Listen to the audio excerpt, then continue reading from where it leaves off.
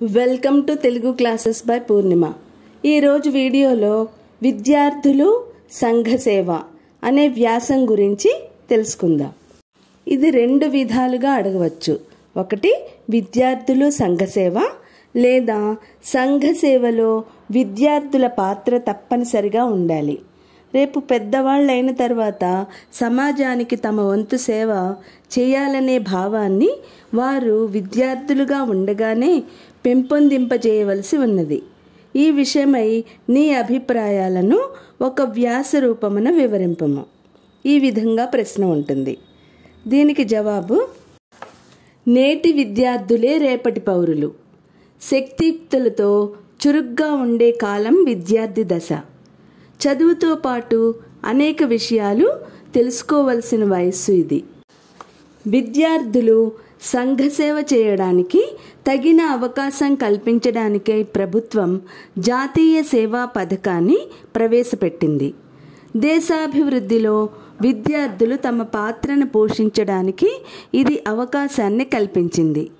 వట్టి మాటలు కట్టిపెట్టి గట్టిమేలు తలపెట్టడానికి ఈ జాతీయ సేవా పథకం విద్యార్థులకు అవకాశం కల్పిస్తోంది.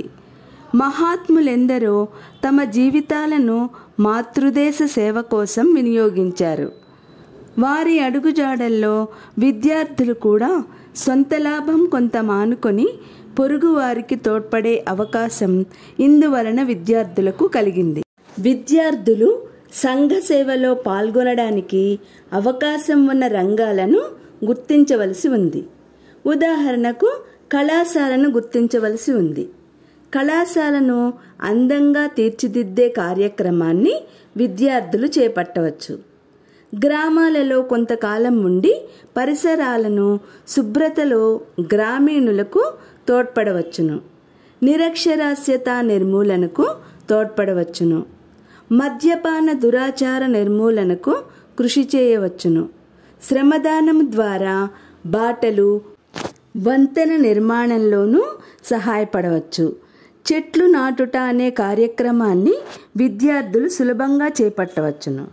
ప్రకృతి బీభత్సాల విపత్కాలలో విరాళముల సేకరణకు విద్యార్థులు ఎంతైనా కృషి చేయవచ్చు. గతంలో విద్యార్థులు సామాజిక సేవలో పాల్గొని గణనీయమైన సేవా కార్యక్రమాలు, గణనీయమైన అంటే లెక్కలేనన్ని సేవా కార్యక్రమాలు నిర్వహించిన ఘట్టాలెన్నో ఉన్నాయి. ఉదాహరణకు ధవళేశ్వరం దగ్గర ఆనకట్టకు గండిపడగా విద్యార్థులు తమ వంతు పాత్రను నిర్వహించి ప్రశంసలు పొందారు. పుష్కరాల సమయంలో ఎన్సిసి, ఎన్ఎస్ఎస్ విద్యార్థులు వందలాది మంది, తీర్థయాత్రకు వచ్చిన లక్షలాది మంది ప్రజలకు బహువిధ రక్షణలు కల్పించి ప్రశంసలు పొందారు. 1977 నవంబర్ 19వ తేదీన ఆంధ్రదేశాన్ని ఒక భయంకర తుఫాన్ గడగడలాడించింది. వేలాది మంది మరణించారు. లక్షలాది మంది కూడు గూడు లేక విలవిలలాడారు. అట్టి సమయంలో జాతీయ సేవా పథకం ద్వారా విద్యార్థులు అభాగ్యులకు చేయూతనిచ్చి సేవా కార్యక్రమాలను విజయవంతంగా నెరవేర్చారు. బీద విద్యార్థులకు ఉచిత పాఠ్యపుస్తకాలు అందించారు. 1985, 1989 సంవత్సరాల్లో గోదావరి నదికి వరదలు వచ్చినప్పుడు ఎస్ఎస్ఎస్ విద్యార్థులు ఆ జిల్లాలోని ప్రజలకు ఎనలేని సేవలు అందించారు. పరోపకారాయ పుణ్యాయ పాపాయ పరపీడనం అనే నానుడిని అక్షరాల సార్థకం చేసే సామాజిక సేవా సంస్థల్లో విద్యార్థులు తప్పక పాలు పంచుకోవాలి. మానవ సేవయే మాధవ సేవ అనే నానుడి పాతదైనప్పటికీ అది ఎప్పుడూ నిత్యనూతన సత్యమే, అంటే ఎప్పుడూ కొత్తగానే ఉన్న సత్యం. ఆ సత్యాన్ని అన్ని సమయాల్లోనూ మనసులో పెట్టుకొని ప్రవర్తిస్తే సర్వమానవాళికి శుభం జరుగుతుంది.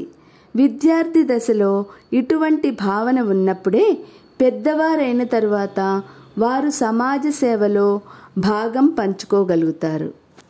ఈ వీడియో కనుక మీకు నచ్చినట్టయితే లైక్ చేయండి, షేర్ చేయండి, సబ్స్క్రైబ్ చేయండి.